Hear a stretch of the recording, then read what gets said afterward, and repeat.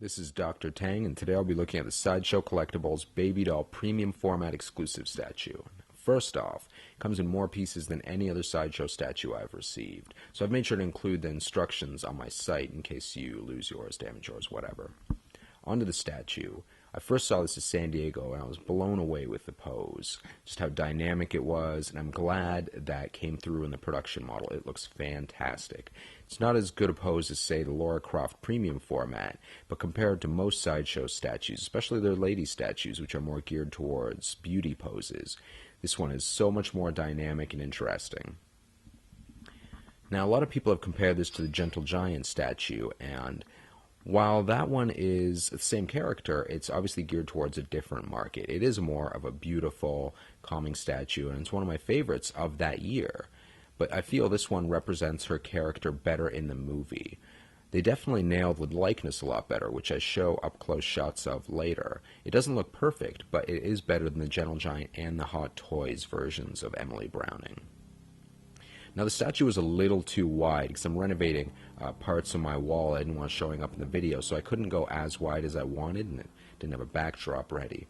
But I think I actually give a pretty good idea of everything looking over it.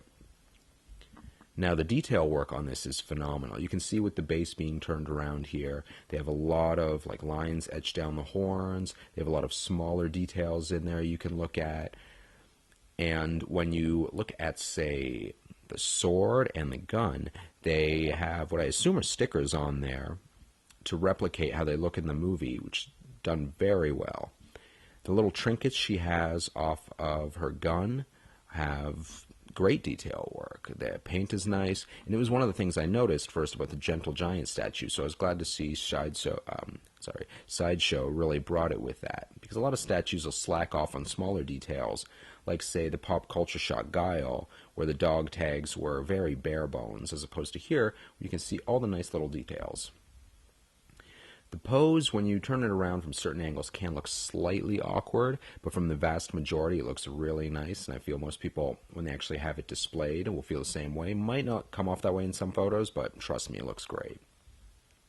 There are some minor paint issues that people ran into. I had some small scuffs near the bottom of her feet, but honestly, it's nothing that bothered me. It is something I would check out with when you get your version of the statue to make sure there isn't any serious paint damage. The fabric came out great. It's nice and thick. It has nice detail work, like along the lines and everything. Even the little bandolier she has to hold everything on is nice. The exclusive is an extra hand, which has the gun in her hand instead of the holster, which I do think makes for a better pose, but I don't really think it's an essential exclusive. If you get the regular, it'll be fine.